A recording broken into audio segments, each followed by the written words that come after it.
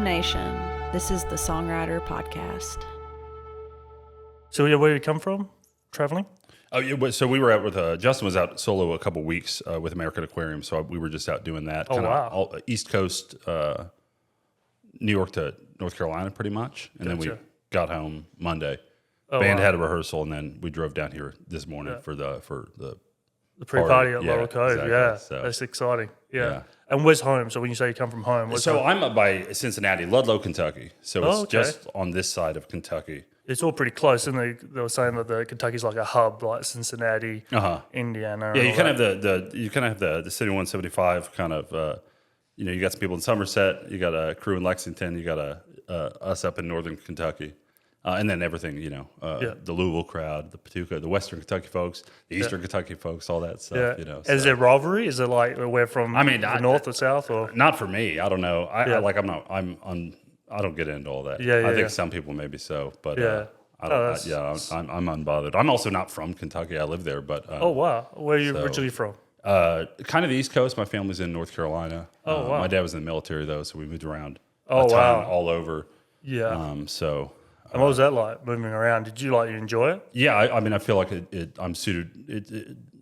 I'm now well suited for this thing. You know what I mean? Like I grew up sleeping on couches or hotel rooms or traveling.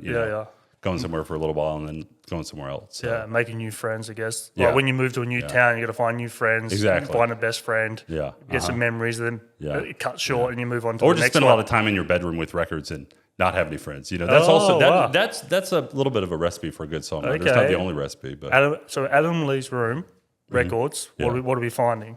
I was kind of a punk rock kid. I mean, I grew up with Beatles, Beach Boys, that sort of stuff from my folks. My mom was real into Harry Chapin and some of the story song guys, 70s. So a lot of that, and then probably about 12 or 13, I started getting into punk rock and all, whatever that was. Hardcore and punk, but also, Gotcha. And you picked up an instrument? Is there something that you first picked up? I was always kind of playing music and singing, playing a little bit of piano. But the first official instrument was drums because they had school band and I could play the drums. So and my dad played the drums, so that was sort of what got me. Got me military started. drums or band drums? I think he just played drums in high school and had a band, that would play at parties and stuff. And then he went in the military and pretty straight laced. Yeah. But I always thought it was so cool, and so I wanted to play the drums, and so that's what I started out doing. Yeah. Okay. But I started writing songs pretty quickly. Yeah. Did you start writing punk songs? Is that what you're influenced by punk, but your music's not. Yeah, I can't hear maybe I was in some punk bands or punk adjacent bands, but I got an acoustic guitar pretty shortly after I got those drums. Yeah. And started writing on that acoustic guitar. Honestly, a lot of songs that I didn't show anybody or play for anybody, but maybe more delicate is what I'll say. Songwriter-y type songs. Yeah.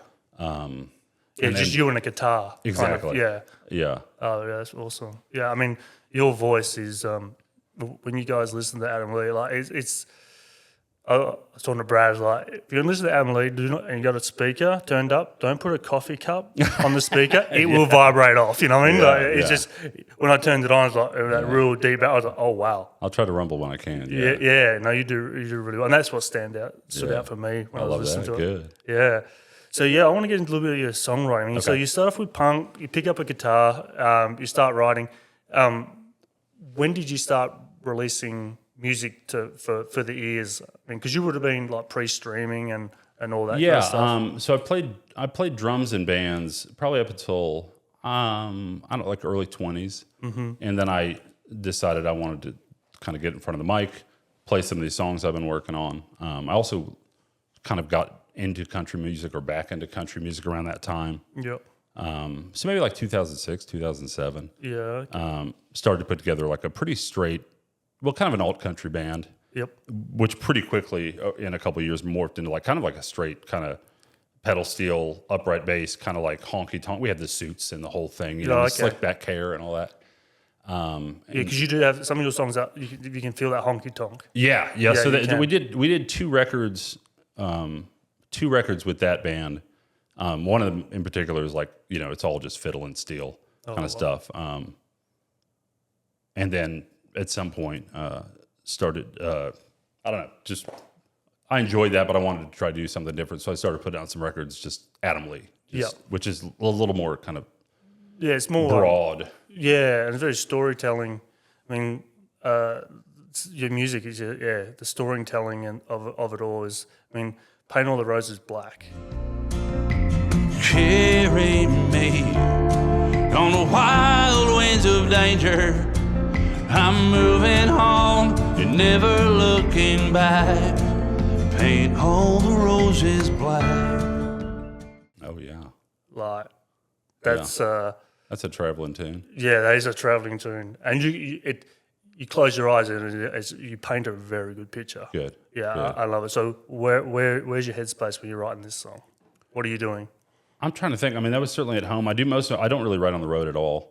I might take a note or something, but I do most of my writing I keep office hours, like when I'm writing. So I'll get up in the morning and spend a few hours at the desk. That's one I'll tell you, I'm not 100% sure where that started. I've written a lot of songs about traveling or how hard it is on the road or being lonely or whatever, which is all like really valid fodder. I mean, that can get generic as well. Like it's generic. Exactly. That song's not generic. Well, like, it's a fine line, you know what I mean? Yeah. I think. But that's certainly like, there's a lot to mine there. But a lot of people, those depths have been plumbed by many. Yeah. So with that song, I honestly, I think I had all the verses together first. And then probably came up with that guitar hook because I wanted it to have some kind of steady foundation that everything else kind of lived on top of. Because it's not like the most wordy song, but it is kind of a wordy song. Very, yeah. So I wanted to have something like kind of steady. Yep. To kind of carry the weight of the amount of lyrics. You know what I mean? So. Are you writing this on your own? Are you bouncing off people or? I might have. I don't know if I did with that one. I will bounce stuff off buddies if I.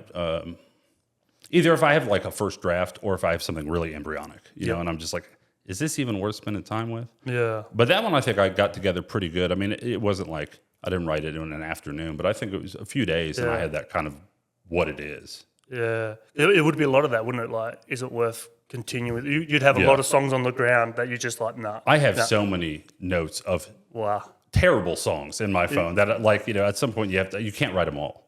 Yeah, I'm going to try to, you know what I mean? But some stuff, I have to at least prioritize like what I spend my time with. Are you a pen and paper? Yeah, I have to be. Yeah. Cool. And you just got a stack of notes? You keep well, the old songs? I keep like demos in my phone. I keep like, if I have a title or like a line, that'll be in my phone. Gotcha. But in terms of like kind of writing it down, writing all the lyrics, like starting working on a song. Yeah. I got a notebook. I have a certain kind of notebook I like. It's not fancy. It's just. What is it? Just a little dollar store notebook, but it's the spiral notebook that I like, and I have a pen I like, which is also just like a little everything cheap feels the pen. same. Everything, yeah, and then just it's a lot of writing stuff down and scratching stuff out. Yeah, you know what I mean. That's amazing. So moving stuff around. Have you ever written a song where you think it's a good song, but it's maybe not your song? You've given it to someone else. Yeah. Is there a song comes to mind? That... I did my buddy Jeff Shepard has released maybe 2 or 3 now there's 2 or 3 that we wrote together. Yeah. That he brought them to me. They were kind of mostly done or halfway done or something. And so I did try to like write those because he's got a fantastic voice and he can really holler or he can really push. Yeah. What's his name again? Jeff Shepard. Jeff so he Shepard, lives in Nashville now. He's from Indiana, kind of up by Chicago originally. Yep. But he's got some great stuff out. That's a guy worth checking out for sure. So he brought the kind of the bare bones to you, and you kind of finished it off. Is that... Yeah, like there's one song I just wrote a verse for. Just he needed a second verse, and I was like, well, I put something together for you. And then there's another one he just brought me the chorus, and I kind of wrote everything around the choruses. Wow.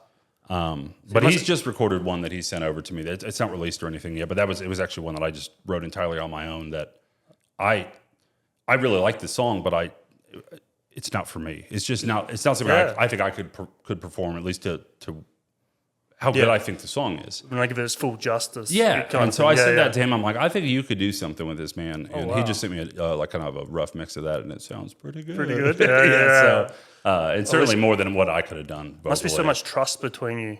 I can only imagine I'm writing a song, and you have to get someone else to kind of, it's your baby, but you need someone else's input, and you kind of, and then if they don't do a good job, you have to turn around and go, I don't like that. And that collaboration is kind of, it's funny and fickle, man. I've been learning about it. I've been in bands before, and I've collaborated with people and done like co-writes with people for a few years now, but it's been a learning process in terms of how involved to get or what notes to make or when to, picking your battles, that sort of thing. Yeah. But I think if you, if the two people or three people or whatever working together trust each other and nobody's going to be embarrassed, because most of co-writing, in my opinion, is like throwing terrible ideas at the wall. Yeah. And just like everyone just sitting there and looking at your awful ideas.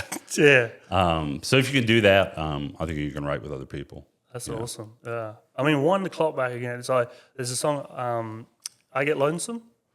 Maybe Never Be Lonely. Is it on like the EP? Yeah. That song. I mean, that's a sad song. That's a sad song. If a man with a bottle should never be lonely, goddamn, what am I doing wrong? What was going on in your life then? That one I do remember. Actually, I was going to a show. A friend of mine, Maria Corelli, who's up from near where I live, had an album release. So I went. She was doing it in the town I live in. So I walked over to the show, and it was packed. It was great. And they were doing. They were like the only band. So they did a set, and then everyone went outside, smoked cigarettes, get a beer or whatever, and then they did a second set. And I was out having a smoke or something on that break, and a guy I don't know walked up to me with a full bottle of liquor and thrust it into my hand, and he said, "A man with a bottle should never be lonely."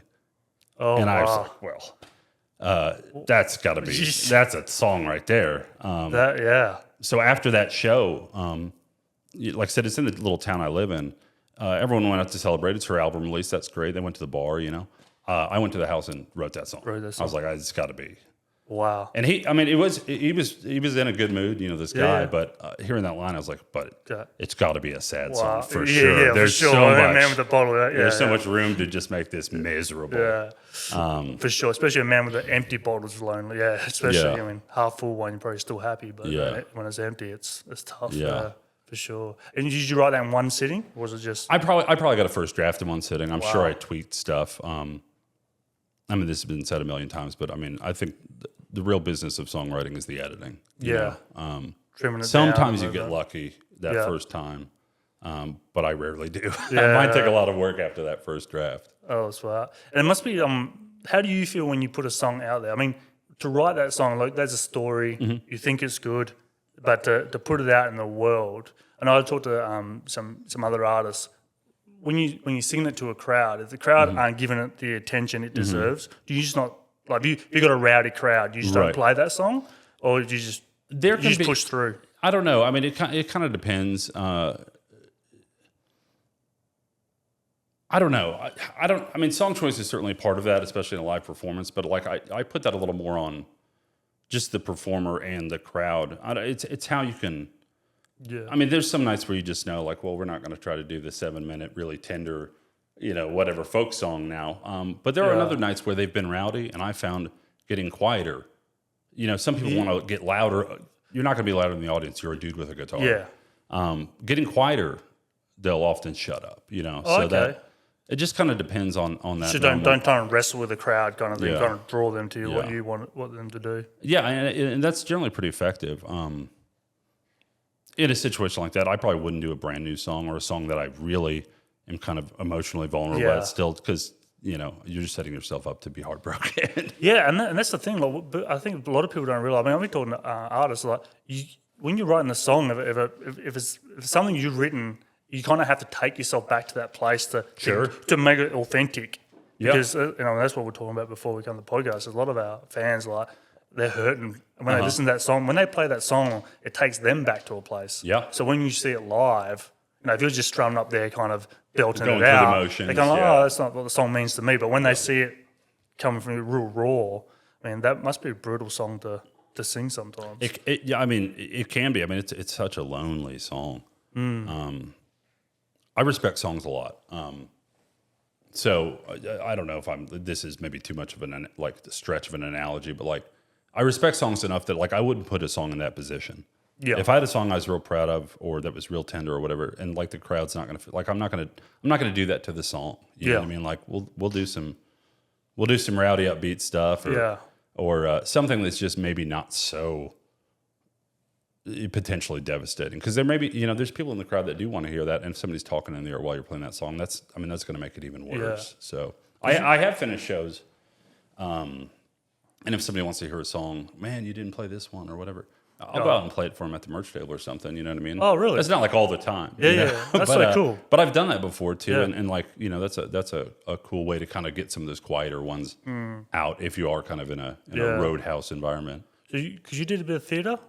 I did. You portrayed Johnny Cash. Yeah, it was a show called $1 Million Quartet. It's like Sun Records. It's kind of based on that night that they got together. They call it $1 Million Quartet. There's recordings of that, but they wrote a whole kind of stage play, musical around that. And I knew some of the guys who were doing that. It was kind of half the cast of that's like half theater people and then half just band dudes. So I knew some of the band dudes, and I don't know, went up and tried out for that. Chuck Mead is the musical director of that show, who I'd played shows with before, from BR549 and all that. And it worked out, and they put me in the theater for a couple of years. Wow. I mean, your voice would have killed it. It worked well. For the Cash, I can do the Cash stuff. Yeah, I can do that all right. And then kind of what we're talking about. So like theater is kind of like I sing the same song. Everyone kind of knows what to expect. Yeah. But then when you get to write your own song and do that, like let's say, it just must be so vulnerable just to stare into that room and you don't know how they're going to react. And, I mean, I take my hat off to artists like that. I'll tell you, as far as live performance, like the less, this is not the right way to say it exactly, but like the less, it feels like the less that I care, the better the show is. The less I worry about that stuff, the less because I am kind of a anxious dude, like I think I'm a worrier. But the more I can kind of put that to bed and just, hey, here's the song, and not get distracted by like somebody talking over here or somebody snapping a photo over here. I think for me personally, the show is going to be better if I do that. And touring, you're touring now with Justin, and how's that going? It's been going great. I mean, I love to travel. I've been touring in bands since I was 19. Wow. So that's been a blast. I've played with a few different groups, done my own stuff, gone out with different buddies. So I'm out with Justin all the time now, tour managing for him. So that's been great. Yep. Just trying to put on shows, man. How long will you stay on the road for? It really kind of depends. Like the way it's sort of set up now is I'm out with Justin all the time. Yep. And then kind of in these little gaps when he's not out, I'll book a little run of my own. Yeah. So trying to stay as busy as possible. Yeah. And what's the scene like out there? Like people still come to shows? It's pretty good. Yeah. I mean, I think everything's weird since 2020. I think I mean, in all kinds of industries, live music has certainly taken a hit. But people are still coming out to shows. People still like to go out. So it's been good. I mean, the venues. Not every venue survived. Not every band survived. All that whole thing. But a lot did, and a lot of the ones that I really respect and care about did. So we're just and country music. I mean, it's going through a phase for sure. Sure. Well, a certain type of country music it definitely is, but I think like the velocity of country music, but also people are looking for more. Okay, that's going real commercial and stuff like that. Like Tyler Childers has kind of put an eyeball on this scene. Are you finding new kind of fans coming through, or is it? Well, every fan is a new fan to me. Because I really haven't been playing much the last few years. I'll do a handful of shows, maybe 25 shows a year or something like that, which is not much. But through doing shows and putting out records, and honestly, even through like putting out some of these co-writes with other people, this guy wrote that song, so like that's helped too. I'm just. You got a few songs on film as well. Some of those from that country band or like the more country stuff I was doing before, which is just Adam Lee and the Detour Sound Company, what that group is called, and that's on all the streaming stuff too.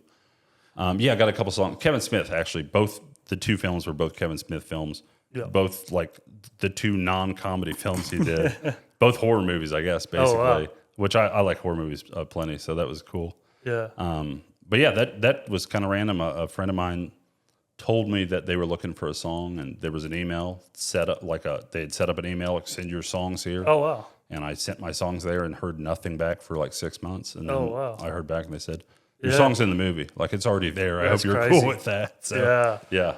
I mean, so someone pitched you to put that song forward? Like someone knew the song? Honestly, it was a friend of mine who's a journalist in Lawrence, Kansas, and he had read something or heard something. And we were actually with the band in Europe at that time. This is like around Christmas time, maybe.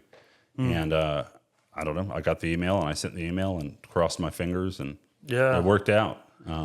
Yeah. I mean, I think there is a song. There's a song called, I think it's I Get Lonesome. Is that a song? Oh, I Don't Get Lonesome, maybe? Yeah. Off Sincerely Me, yeah. Yeah. The nights are demanding, but that don't mean a damn thing. And I'm sure that I don't need you like before. But when I listen to that song, you know the film Outsiders? Uh-huh. Like, it's got yeah. It's got like, I'm in a drive-in. Is that kind of... Yeah. Is that? Am I tapping into something? Oh, yeah. I mean, there's certainly that kind of 50s, 60s, yeah, I don't want to say By Me. Yeah, I don't want to say Grease, but... Yeah, but it's that dun, dun, dun, dun, yeah. Dun, dun, dun, that whole thing. Yeah. Okay, so... That was sort of, I wanted to have a song with that kind of feel. Yeah. And so I wrote that. When I listened to that, I'm like, because I'm like Stand By Me, Outsiders, that's some audience members are a bit young, but go watch those films. Yeah, I mean, the soundtracks are amazing. Unreal. And that song, when I put it on, it's like, I cool. can imagine like, I'm with a girl in Not the everybody makes it drive-in. to the end of that record, so good for you. I would be a greaser in that film. For sure. Roll those sleeves. Slow sleeves, cigarettes, and Mickey Mouse. Yeah, I mean, so when you wrote that song, is there anything you kind of leaned into that kind of influence that type of music? No. I mean, just having listened to a lot of that kind of music. I mean, I grew up on a lot of that sort of oldie station stuff. Just taking cues with the melody and the arrangements. I really do like to dissect songs I like and songs I don't like. Yeah. Just I mean, it's like taking apart a box or something. Just figure out how they put it together. Yeah. So I like to do that. It was when it came on, I was like, I've gone, it's like a roller coaster. Playing All the Roses Black, and then I'm on this. I'm like, this is fantastic, and that's what I like about artists as well. Like we go through these peaks and troughs, changing it up, and because it makes me wonder, like, to go from two different sounds, it is amazing. So you're touring now. What are you listening to now? Is there certain artists you're into now, or certain genres? I try to stay open to most anything. I mean, I really like a lot of pop music now. From a songwriting perspective, that stuff blows me away. At least the well done stuff. How many hooks can you have? Oh, is this the chorus? No, that's the pre-chorus. Oh no, this was the pre. Like these songs that seem to have like 100 courses blow me away. Yeah. I listen to a lot of podcasts on the road, though. I take a little bit of a break. I'll listen to records at home, and it's having done this more and more. I have to remind myself to listen to music, listen to new music. Yeah. But I've got friends that send me stuff all the time, and so I try to stay connected to some. It doesn't have to be new music, but new to me music. Yeah. You know what I mean? Yeah, I think a lot of artists I talk to, especially if they're writing, they're trying to listen to other music. So they don't want to influence. They got a certain thing they want to keep to. Right. Sure. So you're still writing now? I mean, I'm always kind of writing. Yeah. I've been working on a couple things. Yeah, kind of over 2020, I did a thing. We were all kind of we couldn't do shows anymore. So I did a custom song shop thing. Okay. Where it was pay what you want, and people would, I want a song for my dog, or I want a song for my kid's birthday or whatever. Yeah. So I was doing some stuff like that. Some of those songs ended up being pretty heavy. Some of them were just like, my dog made a mess on the floor, write a song about it. I'll do that too, man. Like, you know what I mean? Like, I'm not too good to write that song. So I've been working on some of that. Like that, I kind of cut that off in 2022 or something, 23. Yeah. But I still get some emails every now and again. So I've been working on some of those. Justin Wells' new record, I've got 2 co-writes on that we put together. And yeah, other than that, I mean, I always try to just be working on something. Kind of have, there's always something, some song that I'm like, what? Yeah. What am I going to do with this? That's Kind of rattling around back there. And are you gonna think about releasing? Because I think the last one was in 2021. Yeah, so I'm definitely overdue. Yeah, I have not even stepped foot in the studio, so I'm a little ways off from doing anything. But I got a bunch of songs. I need to pick some songs, and I need to get in there and get them recorded. But yeah, there'll be something. I would say in the next year there'll be something out. Yeah, that's awesome. I mean, yeah, definitely overdue. We need something new. So I mean, you gonna play a song for us today? Sure. Yeah. Absolutely. What do you think you're gonna play? I was thinking about doing that "Paint All the Roses Black" for you.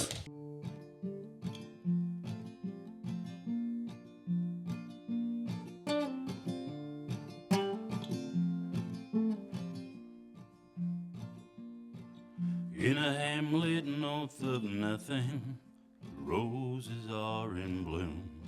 So I'm dropping out, checking in to another motel room. Crack open Gideon's Bible to keep away the ghosts. It's nights like this and rooms like these, the devil seems so close. Well, I hit the road at 20, and the highway taught me well. I learned to make some money, I learned what lies to tell. I learned what kind of pills you take, and if that ain't enough, I learned just how you kiss a girl, never fall in love. Marry me to a fair and fleeting stranger, with a heart of gold and a pocketbook to match. Carry me on the wild winds of danger. I'm moving on, never looking back. Paint all the roses black.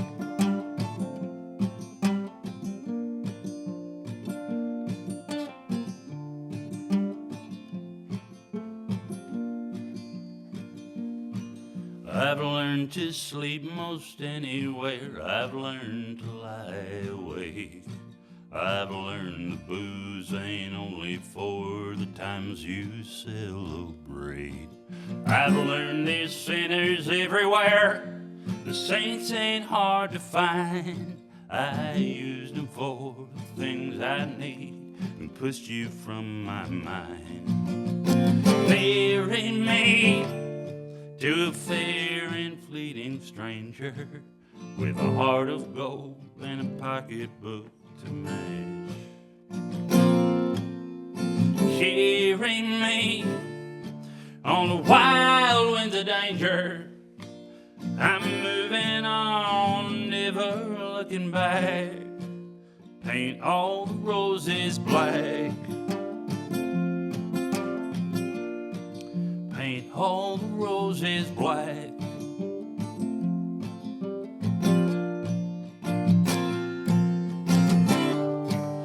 Every road will take you somewhere, and I know there's something out there. Well, there must be something out there.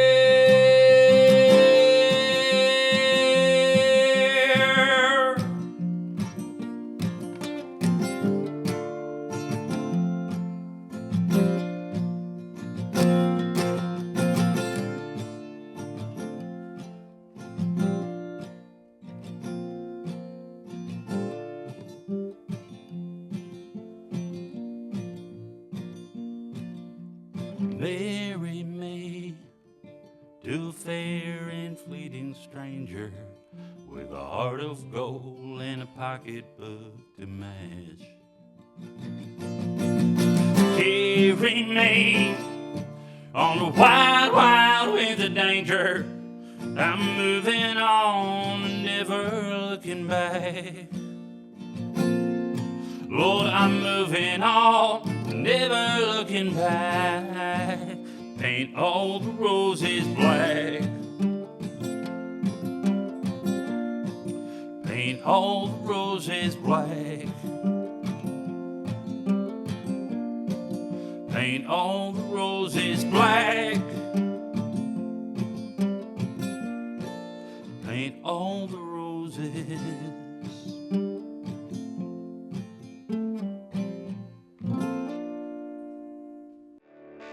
Thank you for listening to the Songwriter Podcast. You can find out more about this artist in the show notes, including links to their work. Rob Hillier is the host of the Songwriter Podcast and the founder, CEO of Jam Nation. Brad Luttrell is our executive producer. Jacob Bozarth is our co-producer. The show was recorded and edited by Sam Tucker with Tucker Creative. The show's incredible intro vocals are by singer-songwriter Emily Jamerson. Thank you to Pine Mountain State Park for hosting these conversations and Bell County Tourism for helping us coordinate. This show is brought to you by Jam Nation. If you haven't heard of Jam Nation, it's an app not just for fans, but fanatics. Jam Nation app tracks your listens, it connects you with other top fans, and it helps you earn not only bragging rights, but you're going to get exclusive access to content, tickets, and more. We're always adding in new features, so it's going to continue to evolve. This is your chance to get in early. You can download the Jam Nation app from the app stores right now, and many of the artists that are on this show and coming on this show are already there. If you enjoyed this episode, we really would appreciate a rating on YouTube, Spotify, Apple, or wherever you're listening. It really matters. I promise you it does, and it helps the show grow, gives us traction, and gives us social proof so that we can continue to go out and get more songwriters on the podcast. Thank you for listening, and we'll see you soon on The Songwriter, where we explore the life behind the lyric.